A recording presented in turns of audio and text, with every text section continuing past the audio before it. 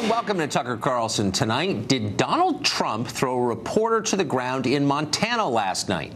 Well, initial reports suggested that Greg Gianforte, he's a Republican running for an open House seat in the state, body slammed a reporter who tried to ask him a question at an event in Bozeman. A Fox News crew watched the whole thing happen. It was caught on audio tape. You were waiting to make your decision about health care until you saw the bill and it just came out. And what you thought we'll talk to you about that later. Yeah, but there's not going to be time. I'm just curious if you have the speak right with now. Shane, please. But you don't. I'm sick and tired of you guys. The last time that came in here, you did the same thing. Get the hell out of here. Get the hell out of here. The last guy did the same thing. You were the Guardian? Yes, and you just broke my glasses. The last guy did the same damn thing. You just body slammed me and broke my glasses. Now, the man you just heard yelling was Gianforte. Authorities in Montana later charged him with misdemeanor assault. Open and shut case, right? Not by this morning. Despite the fact he was on an entirely different continent when the whole thing happened, Donald Trump somehow wound up the perpetrator in the retelling.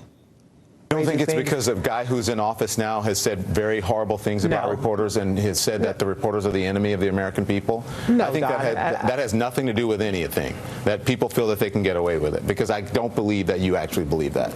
There's no way you there's no way you believe what you're saying if you don't think that's true. There's so much hostility, frankly, to the press, a lot of it generated by, the Donald Trump rallies, frankly, and a lot of my colleagues faced the blowback from that.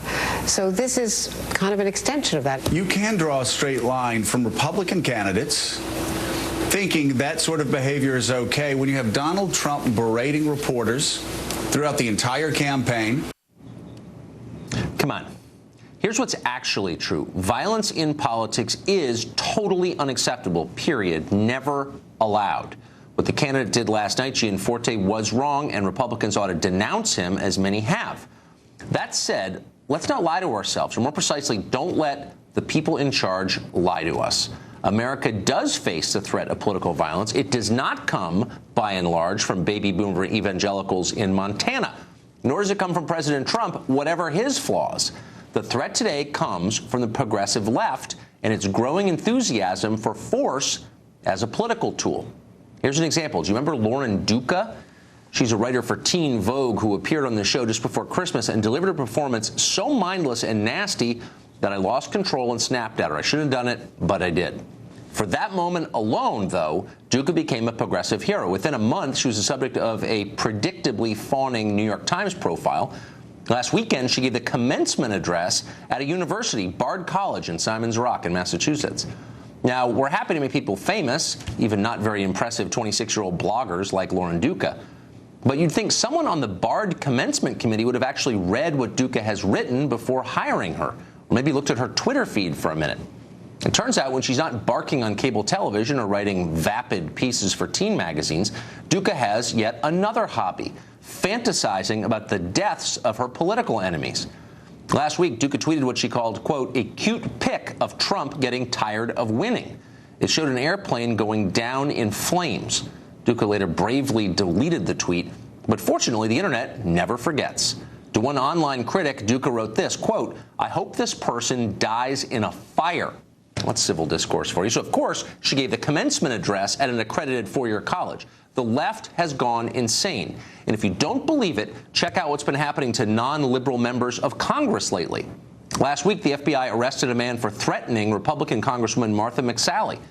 Congresswoman Tom Garrett has received so many death threats, he now needs extra security when he does town hall meetings. Congressman David Kustoff literally was chased by a woman in her vehicle. Of course, there will always be loonies, a lot of them, in a country of 320 million people, and political movements should not be judged solely by their violent outliers. That's fair. And yet when every conservative speaker on campus is an excuse to riot, when every Trump rally is a chance to assault someone wearing a Make America Great Again hat, when your party's elder stateswoman is famous for celebrating racial violence during the L.A. riots, as Maxine Waters is, it's no longer a matter of outliers. It's something very different. What's a bigger sign of danger in America? One body-slamming politician knocking a journalist down? That's bad. Or this?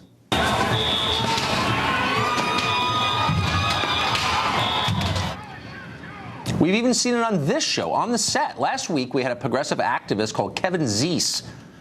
And his only objection to violence in a long conversation, his only objection to violence in politics is that it might be ineffective. Watch this.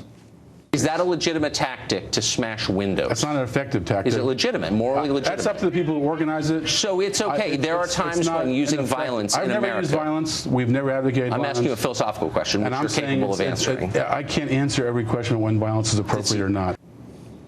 Yeah, by not answering, he answered. You get it. A few days before that, Monique Presley did not have a problem with Maxine Waters defending rioters in L.A. who nearly killed a truck driver only because of his skin color. She did not denounce the attack.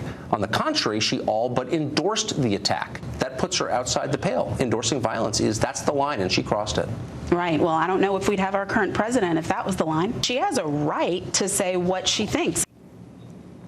Political parties exist to conduct politics, which is supposed to be conflict without bloodshed. That's the whole point. The moment those parties embrace violence, not just committing it, but also excusing it, condoning it, fantasizing about it, they are no longer political organizations. They're awfully close to militias. And the rest of us are definitely much closer to the breakdown of everything we cherish in this country. Violence is the bright line, and they're very close to crossing it.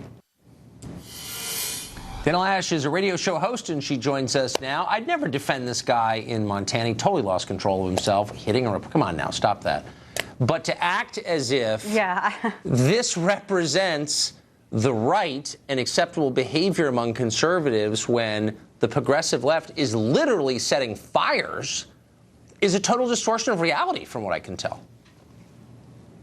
Yes, Tucker, thank you for having me. And I completely agree with you in this instance. Absolutely. First off, you can believe two things simultaneously. Right. That Gianforte behaved wrongly. You can believe that. But you can also, Tucker, believe that the media, in some respects, is culpable. That the violent progressive left is, in some respects, culpable. I mean, let's keep this in mind. We're talking about the same media that has ignored the behavior and really underreported, and in some cases not reported at all, the violent behavior of many on the progressive left. This is the same media, Tucker, that promoted the hands up, don't shoot, that left many communities, including the communities in my hometown of St. Louis, actually burned to ash. This is a media right now, Tucker. You want to talk about violence. What about the story that Luke Rosiak at Daily Caller reported, how you had Debbie Wasserman Schultz threatening Capitol Police because they seized government computers in an ongoing scandal that should be really rocking every headline about these two IT staffers that hacked and were stealing government information.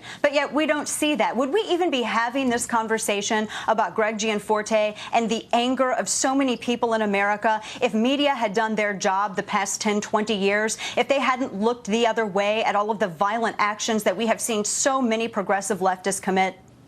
And celebrate. We interviewed a New York City councilman this week who endorsed the inclusion of a convicted terrorist, a guy who spent over 30 years in prison for armed robbery, for building explosives from the Puerto Rican separatist group FALN.